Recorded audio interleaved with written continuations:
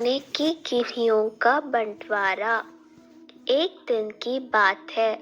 दो मित्र सोहन और मोहन अपने गांव के मंदिर की सीढ़ियों पर बैठकर बातें कर रहे थे। इतने में एक तीसरा व्यक्ति जतिन उनके पास आया और उनकी बातों में शामिल हो गया। तीनों दिन भर दुनिया जहां की बातें करते रहे। कब दिन ढला, कब शाम हुई, बातों बातों में उन्हें पता ही नहीं चला। शाम को तीनों को भूख लग आई। सोहन और मोहन के पास क्रमश 3 और 5 रोटियां थी, लेकिन जतिन के पास खाने के लिए कुछ भी नहीं था। सोहन और मोहन ने तय किया कि वे अपने पास की रोटियां को आपस में बांटकर खा लेंगे।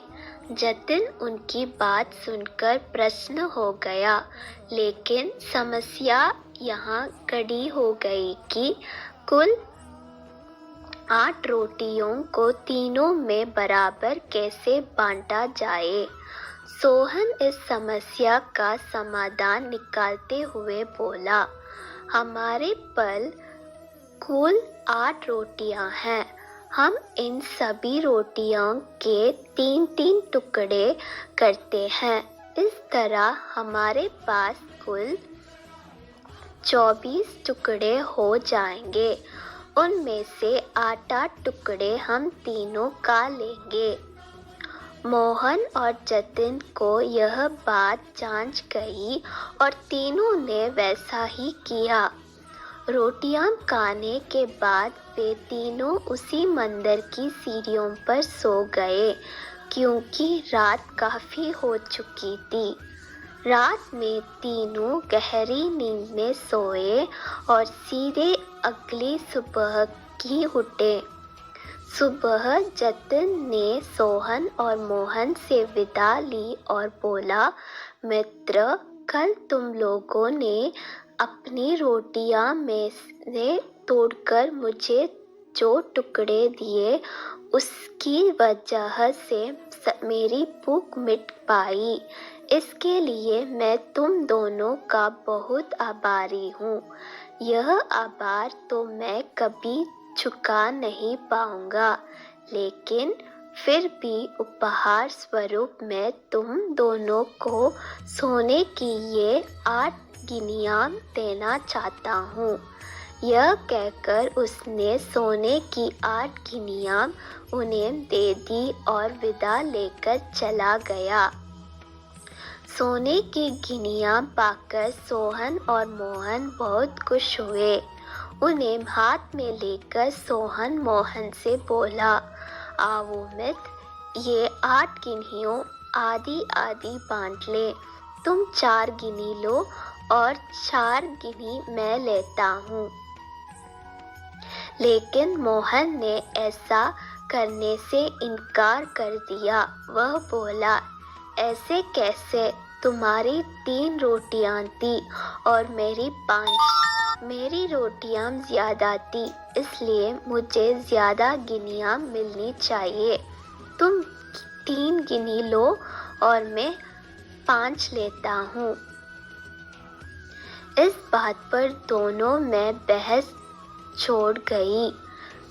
बहस इतनी बड़ी कि मंदिर के पुजारी को बीच बचाव के लिए आना पड़ा। पूछने पर दोनों ने एक दिन पहले का किस्सा और सोने की गिनियों की बात पुजारी जी को बता दी। साथ ही उनसे निवेदन किया कि वे ही कोई निर्णय करें। वे जो भी निर्णय करेंगे उन्हें स्वीकार होगा। यूं तो पुजारी जी को मोहन की बात ठीक लगी, लेकिन वे निर्णय में कोई गलती नहीं करना चाहते थे, इसलिए बोले, अभी तुम दोनों ये गिनियां मेरे पास छोड़ जाओ। आज मैं अच्छी तरह सोच विचार कर लेता हूँ। कल सुबह तुम लोग आना, मैं तुम्हें अपना अंतिम निर्णय बता दूंगा। सोहन और मोहन सोने की गिनियां पुजारी जी के पास छोड़कर चले गए। देर रात तक पुजारी जी गिनियों के बंटवारे के बारे में सोचते रहे, लेकिन किसी उचित निष्कर्ष पर नहीं पहुंच सके। सोचते सोचते उन्हें नींद आ गई और वे सो गए। नींद में उन्हें एक सपना आया। उस सपने में उन्हें भगवान दिखाई पड़े। सपने में उन्होंने भगवान से गिनियों के बंटवारे के बारे में पूछा, तो भगवान बोले, सोहन को 1 गिनी मिली चाहिए और मोहन को 7। यह सुनकर पुजारी जी हैरान रह गए और पूछ बैठे, ऐसा क्यों प्रभु? तब भगवान जी बोले, देखो, राम के पास 3 रोटियां थी, जिसके उसने 9 टुकड़े किए। उन 9 टुकड़ों में से 8 टुकड़े उसने खुद खाए और 1 टुकड़ा जतिन को दिया। वही मोहन भी अपनी 5 रोटियां की 24 टुकड़े किए और उनमें से 7 टुकड़े जतिन को देकर खुद 8 टुकड़े खाए। चूंकि सोहन ने जतिन को 1 टुकड़ा दिया था और मोहन ने 7, इसलिए सोहन को 1 गिनी मिलनी चाहिए और मोहन को 7। पुजारी जी भगवान के इस निर्णय पर बहुत प्रसन्न और उन्हें कोटि कोटि धन्यवाद देते हुए बोले, प्रभु, मैं ऐसे नया की बात कभी सोच ही नहीं सकता था। अगले दिन जब सोहन और मोहन मंदिर आकर पुजारी जी से मिले, तो पुजारी जी ने उन्हें अपने सपने के बारे में बताते हुए अंतिम निर्णय सुना दिया और सोने की गिनियां बांटी।